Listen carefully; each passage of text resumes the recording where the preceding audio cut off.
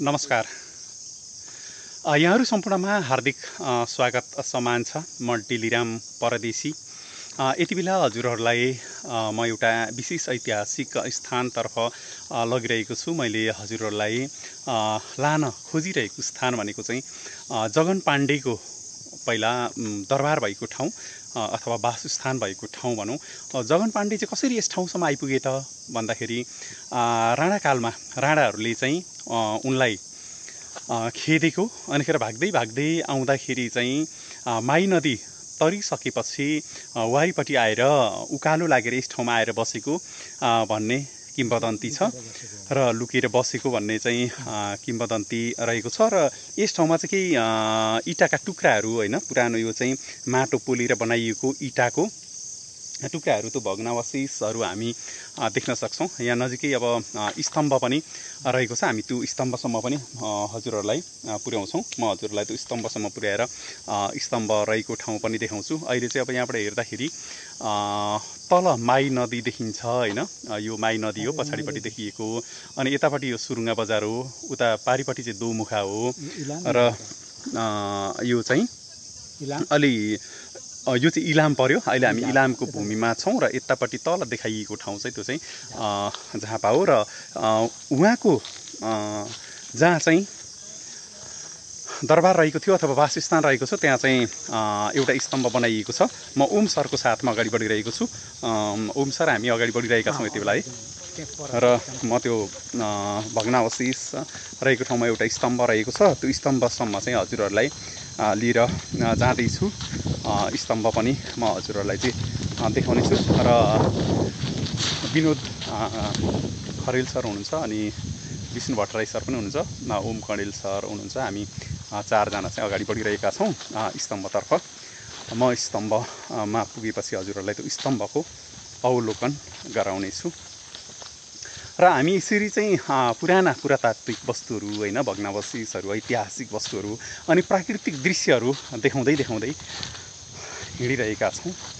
हाम्रो उद्देश्य भनेको चाहिँ एउटा रमाइलो गर्ने पनि हो, अनिखेर यस्ता ऐतिहासिक वस्तुहरूको अवलोकन गर्ने पनि हो।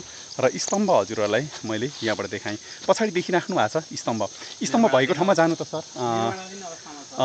स्तम्भ चाहिँ निर्माणाधीन अवस्थामा छ।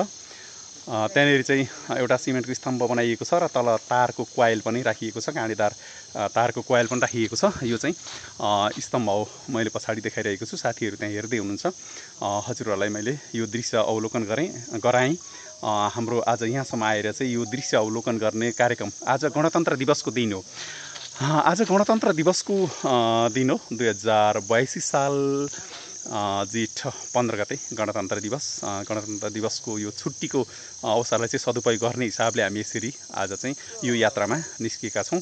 हजुरहरूलाई मैले जानकारी गराएँ। र साथीहरू हुनुहुन्छ, विनोद सर हुन्छ, विनोद खरेल सर, केही हजुरले केही भन्नुहुन्छ? यो चाहिँ अब हाम्रो जगन पाण्डे चाहिँ अब होइन, यो कन्काई नगरपालिकाले बनाएको हो स्तम्भ चाहिँ होइन।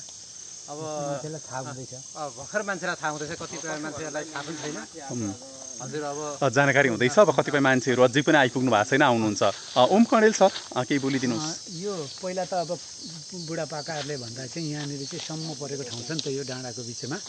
यहाँनिर चाहिँ इँटाहरू पाइन्थ्यो अरे क्या, भग्नावशेषको इँटाहरू पाइन्थ्यो अरे यहाँ। अनि अलिक बुढा मान्छेले भन्दा यहाँ चाहिँ फलफुलको बगैँचा थियो अरे क्या यहाँ। हजुर, फलफुलको बगैँचा, अरू जङ्गली फलफुल पनि आँप अम्बक जस्ता लिची जस्ता फलफुलको बगैँचा थियो अरे। हजुर। अनि उनीहरूले भन्थे यहाँ बोटहरू थिए। पछि अब यो क्रमशः समयअनुसार यो अब अलिकति जलवायु परिवर्तन हुँदै गएपछि यो सुक्खा लाग्यो। हजुर। त्यो बोट बिरुवा बगैँचा सुक्दै गयो, मान्छेले अब लगे, काटे, के गरे त्यस्तो। जस पहिला उहाँ अब मान्छे बसोबास भएको हुनाले गर्दाखेरि चाहिँ खानको लागि फलफुलहरू लगाइएको थियो। जस्तै हामीले तल चाहिँ जगन पोखरी पनि हेऱ्यौँ होइन, वस्तुभाउ पाल्दाखेरि अब भैँसीलाई हाल बसाउनको लागि, पानी खुवाउनको लागि पोखरीको आवश्यकता भयो। अनि त्यस्तै उहाँ चाहिँ एउटा सुरक्षित स्थलमा आएर बस्नुभएको भन्ने कुरा चाहिँ हामीलाई जानकारीमा प्राप्त भएको छ। हजुरहरूलाई मैले यो जानकारी गराएँ। हजुरहरूले पनि यहाँ आइ नपुग्नु भएको भए पनि हामी पुगेर हजुरहरूलाई यो भिडियो देखायौँ। भिडियो मार्फत चाहिँ हजुरहरूले जानकारी प्राप्त गर्नुभयो। अब सबै ठाउँमा त हामी पुग्न सक्ने कुरा पनि हुँदैन। त्यसैले कहिलेकाहीँ अरूले खिचेका भिडियोहरू अनि त्यहाँबाट दिएका जानकारीहरूबाट पनि हामीलाई चाहिँ धेरै कुराहरू थाहा हुन्छ। विष्णु भट्टराई हुनुहुन्छ मेरो छेउमा। सर केही बोलिदिनुहोस् न। आज दिलीप सरसँग एउटा हामी यो रमाइलो यात्रामा हामी जगन पाण्डेको स्तम्भसम्म आइपुगेका छौँ। अब यो जगन पाण्डेको स्तम्भ निर्माणाधीन अवस्थामा छ। अब यसलाई पुरा गर्न त अब केही समय लाग्ला अथवा यसको रूपरङ फेरिएला। हाम्रो जो स्तम्भ निशाना चाहिँ यो कन्काई नगरपालिकाले यति गर्न सकेको छ। सायदै हाम्रो सुकेनाकी सामुदायिक वन र कन्काई नगरपालिकाको सहकार्यमा यति भएको छ। अब यसलाई संरक्षण गर्ने, यसको केही बाराबेरा गर्ने, केही गर्ने नै सोच छ सबैको, हाम्रो पनि। हामी पनि के कसो लागि परेर यसलाई गर्ने छौँ भन्ने पनि हामी आशावादी छौँ। अब यहाँ हामीले सुनेअनुसार हामीले त अब देख्न नपाए पनि अहिले त हामीले देख्दै गरेको त यही अवस्था हो।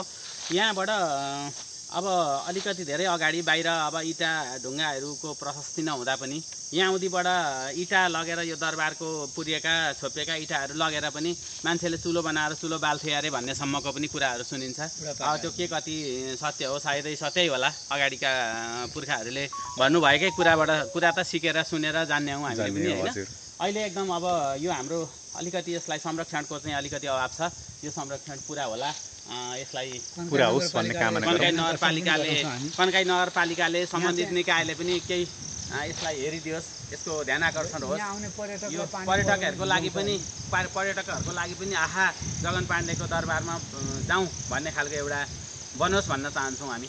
धन्यवाद के समस्या देख्यो भने नि सर, हजुर यहाँनिर चाहिँ अब आयो जस्तो पानी पऱ्यो भने ओत लाग्ने ठाउँ भएन क्या। हजुर मान्छेलाई पर्यटकहरू आउँदाखेरि चाहिँ ओत लाग्ने ठाउँ पनि भएदेखि राम्रो हुन्थ्यो। र खुल्ला ठाउँ चाहिँ सम्म ठाउँ चाहिँ यहाँ त 500-1000 जना मान्छे बसेर मजाले आनन्दसँग बसेर चाहिँ रमाइलो गर्ने होइन ठाउँ रहेको छ। 500-1000 जना मान्छेलाई चाहिँ बस्नुको लागि चाहिँ कुनै आपत्ति नहुने गरेको ठाउँ रहेको छ। र यहाँहरूलाई चाहिँ मैले यो जानकारी गराएँ, हेरेर साथ दिनुभयो, सबैलाई धेरै धेरै धन्यवाद छ।